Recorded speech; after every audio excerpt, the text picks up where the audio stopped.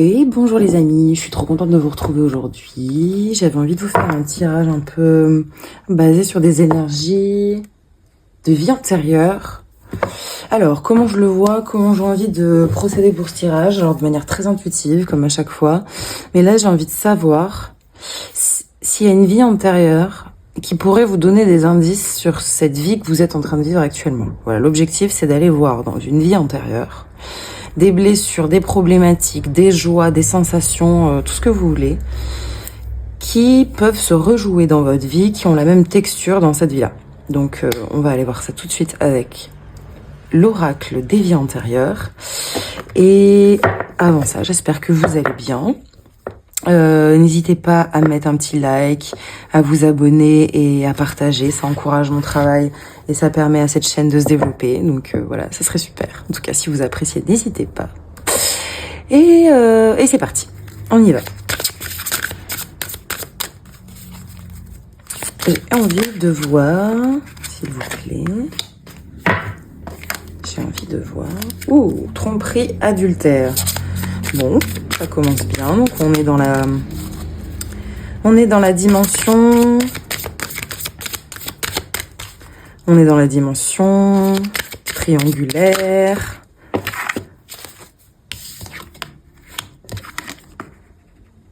Ok, triangulaire, soumission à l'autre. J'en tire une autre pour voir. Protection d'âme. Ok, une vie en tout cas antérieure où vous viviez la soumission à une personne.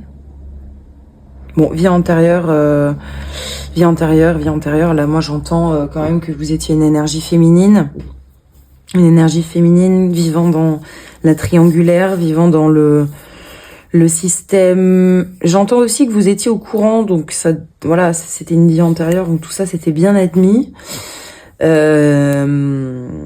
de polygamie et compagnie. Voilà ce que j'entends.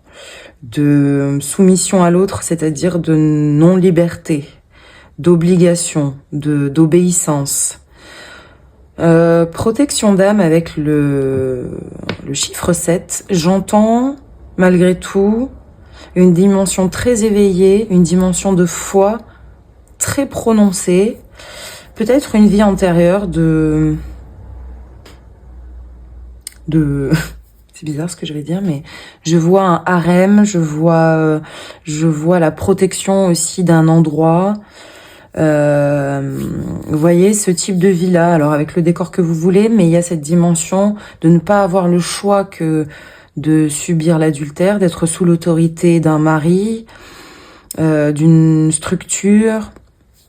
Donc, vous voyez, ça peut être à la fois l'autorité d'un mari, mais ça peut être une structure. Donc, soit courtisane, soit femme parmi tant d'autres.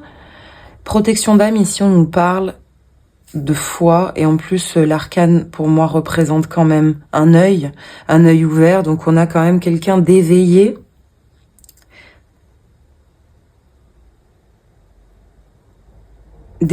Quelqu'un qui a une forte connexion à la spiritualité, mais qui ne peut pas se défaire de cette soumission, de ce rapport de force avec l'autre. La situation,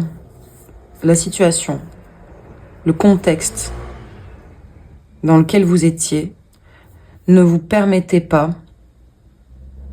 de vous rebeller. Vous étiez obligé de subir le comportement adorable, magnifique des hommes. Voilà le contexte. Alors après, il y a plein de formes. Ça peut prendre plein de formes, mais là, il y a cette dimension d'enfermement, de prison, et de ne pas avoir le choix que d'observer la situation et d'en être soumis. Voilà l'idée.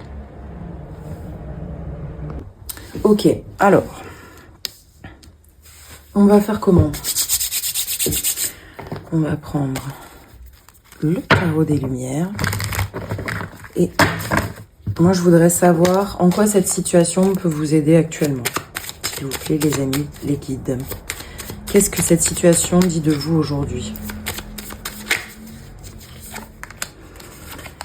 Qu'est-ce que cette situation antérieure dit de vous aujourd'hui? Et qu'est-ce qu'elle vient éclairer aujourd'hui de vous? Vous vivez une forme de tristesse par rapport au mensonge, à la tromperie, justement. Le sentiment de tromperie, il existe. On a ici l'énergie du mat qui est le départ, le nouveau départ. Ok, alors attendez. J'essaie de comprendre, excusez-moi. Il y a une situation qui vous a mis dans... Il y a une situation de chagrin actuel qui est liée, là aussi, à un sentiment de tromperie, de manipulation. On nous parle ici d'un nouveau départ par rapport à quelque chose qui n'a pas pu prendre forme dans la matière. Quelque chose qui a été déceptif. Quelque chose qui n'a pas pu se mettre dans la matière, qui n'a pas connu stabilité dans la matière. Qui aujourd'hui a le goût de la tristesse, qui a le goût de la tromperie. En fait, vous êtes dans une phase de convalescence par rapport à ce sentiment de manipulation, de tromperie, voilà, je sais pas dans votre situation à quoi ça correspond. Ça peut être tout un tas de choses. Ça peut être professionnel, ça peut être amoureux dans le sens où on vous a trompé ou vous vous êtes senti trahi. Au niveau professionnel, ça peut être une situation où on vous a promis quelque chose et finalement pas du tout. En tout cas, les deux situations, que ce soit la situation ici de votre vie antérieure et celle que vous êtes en train de vivre actuellement, il y a une substance commune. C'est celle de la subordination. En fait, j'ai la sensation que vous avez été manipulé parce que vous vous êtes subordonné à la mauvaise entité. Comme dans votre passé, vous étiez obligé. Cette ligne est restée. Cette ligne de subordination, cette ligne où, sans le vouloir, inconsciemment, vous êtes sous l'autorité de quelque chose. Ce quelque chose vous empêche d'aller à l'aventure, vous empêche de stabiliser dans la matière, de rencontrer la stabilité. Ça vous fait constamment revivre le sentiment de trahison, constamment revivre la tristesse de la tromperie, de la trahison. Il y a une blessure de trahison quelque part dans ces deux dimensions, dans cette vie antérieure et dans celle-ci. Donc déjà, ça peut être un bon départ que d'aller voir les origines de cette blessure, ce que ça vient créer dans notre réalité. En tout cas, vous revivez ça. Vous revivez cette situation de trahison. Et là, on vous parle de la dimension de foi, comme s'il fallait ouvrir, constater qu'ici, dans la matière, dans cette matière-là, dans cette vie-là, vous n'êtes sous la joute de personne. Là, vous restez entre ces quatre bâtons à attendre certainement une forme de validation, de soutien, de je ne sais quoi. Mais l'énergie qui ressort ici, c'est que vous êtes soumis à autre chose, à quelque chose de bien plus grand que des triangulaires, que des situations amoureuses superficielles et vampiriques. Il faut assumer aussi de prendre... de couper en fait avec les lignes de cette vie antérieure et de constater que vous êtes protégé par quelque chose de bien plus grand et qui est bien plus grand qui vous attend. La protection d'âme, j'entends vraiment une connexion très particulière avec d'autres choses que cette petite vie, cette ces petites énergies que sont la manipulation, la tromperie, l'ego, etc. On sent que ça bloque votre système d'abondance, que vous êtes constamment dans la posture du mat, celle d'un individu qui n'arrive pas à stabiliser, qui est constamment en quête de quelque chose. Vous êtes en quête de quelque chose. Cette quête, c'est certainement aussi de couper avec ce système de croyance qui est invisible aujourd'hui dans votre vie, mais vous avez dans vos lignes, et peut-être que ça se voit dans votre histoire, hein. Moi, je le vois sur moi, par exemple, avec mes origines réunionnaises, le rapport à l'esclavagisme, par exemple, ou au père ou aux parents, et c'est un sac de nœuds. Je vais pas rentrer dans les détails, mais c'est un sac de nœuds, et il faut quand même aller chercher dans son histoire, dans ses origines, pour démêler factuellement les choses. Donc il y a un rapport aux parents, il y a un rapport au couple, il y a un rapport à tout ça qui vous plonge dans la soumission et qui du coup ne permet pas de renverser ce 9 de denier qui est censé être une carte d'abondance et de détermination dans l'abondance. En tout cas, ressort ici un esprit vif, un esprit pas encore saturé, pas encore, mais on sent qu'il y a des peines, il y a des choses qui font mal. Et les choses qui font mal sont des blessures qui remontent à ces situations de soumission. Donc peut-être aller chercher, grâce à des thérapies, des choses que vous auriez peut-être oubliées de vous, de votre passé, de votre enfance, qui disent la vérité sur votre rapport au couple, votre rapport à la collaboration. En tout cas, traînent encore dans vos lignes actuellement. Et c'est là où on vous invite à faire un travail. C'est l'énergie de la trahison et de la manipulation. Si on continue à avoir ces énergies à l'intérieur de soi, c'est qu'un certain travail n'a pas encore été fait jusqu'au bout, c'est qu'on est en cours de réparation. C'est qu'il y a une crainte, une peur qui est encore associée à cette vie antérieure. Je vais demander à l'oracle de quoi il s'agit. De quelle manière vous pouvez travailler cette peur.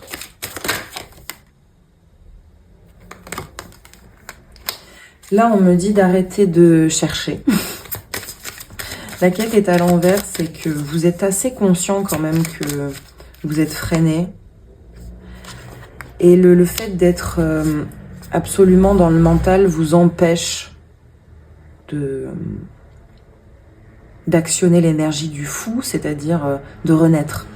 Là, on sent aussi qu'il y a un travail plus corporel à faire, c'est-à-dire que cessez d'être dans le mental, soignez votre corps. Protection d'âme, la protection d'âme se fait aussi par cette protection du corps. Alors, j'en veux qu'une. Attendez, j'ai fait n'importe quoi.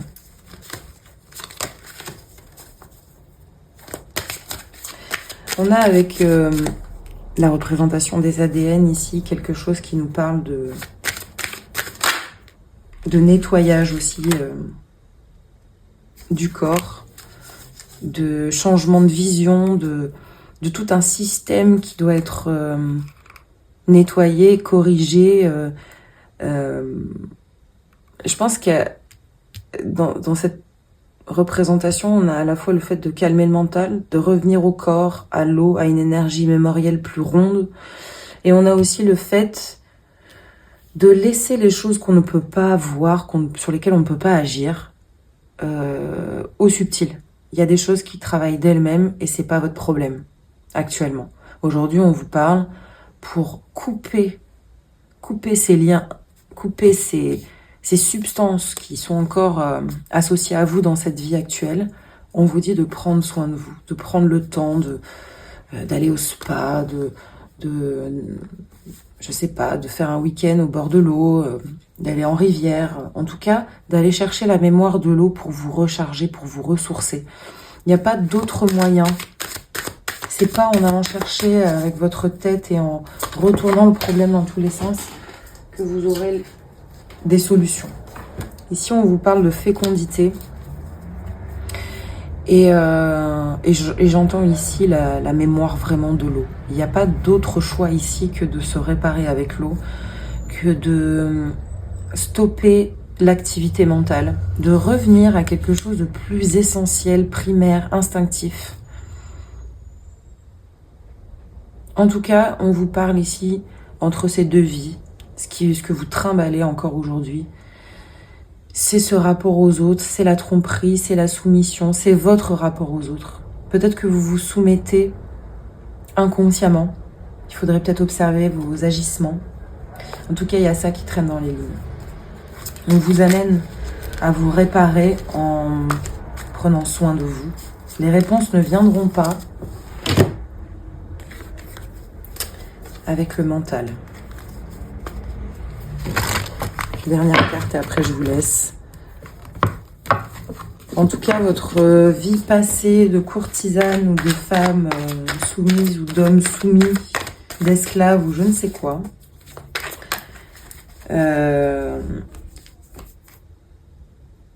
existe encore dans vos lignes. On vous parle ici d'équilibrer. Je pense qu'il y a aussi le fait d'agir avec instinct et ne pas trop se poser de questions. Parce qu'avec le chariot, on a vraiment ce truc de faites, rentrer dans l'expérience. Quitter la nostalgie, la tristesse. Ok, c'est dur, c'est vrai. Il y a quelque chose qui fait que vous traînez dans vos lignes, quelque chose qui n'est pas très agréable dans votre rapport aux autres. Mais faites, agissez comme un fou. Allez vers le monde comme un fou, avec l'énergie du dépouillé de tout. Celui qui n'a pas peur de prendre un nouveau départ, qui n'a pas peur du regard des autres non plus. On sent qu'il y a un travail qui est en cours d'équilibrage. Équilibrage, moi j'entends vraiment le fait de se faire aider par la mémoire de l'eau. Ça résonnera pour certains, j'en suis sûre. Peut-être que ça résonne aussi avec certains qui sont proches de l'eau ou d'autres qui pas du tout. Et là, on a avec la reine de denier l'énergie de la mer, l'énergie de la fécondité. On vous dit de revenir à ça. On vous dit de revenir dans le liquide amniotique, de vous restructurer la mémoire, de recréer votre ADN pour quitter cette énergie qui traîne, qui est encore là avec vous. Vous avez traîné de vos vies passées, de la précédente ou d'autres d'ailleurs. Il faut renaître. Il faut rentrer dans l'énergie à la fois de la reine de denier, celle qui prend soin, celle qui vous donne un cadre, qui vous coucoune. Et en même temps, il faut aller dans l'action. Le 7, ici qu'on retrouve. Équilibrage des chakras, j'entends, avec le chariot. Fécondité ici, c'est cette énergie de rondeur, du plein. On quitte le mental, on revient à quelque chose de plus rond, plus doux. Et on part à l'aventure une fois que le travail de nettoyage est fait. Mais là, on vous parle de ça, on vous parle de nettoyer, de revenir à l'énergie de l'eau, de quitter, de rompre avec toutes ces énergies qui ne vous appartiennent plus aujourd'hui. Et puis, on sent que le travail a été fait. Maintenant, il faut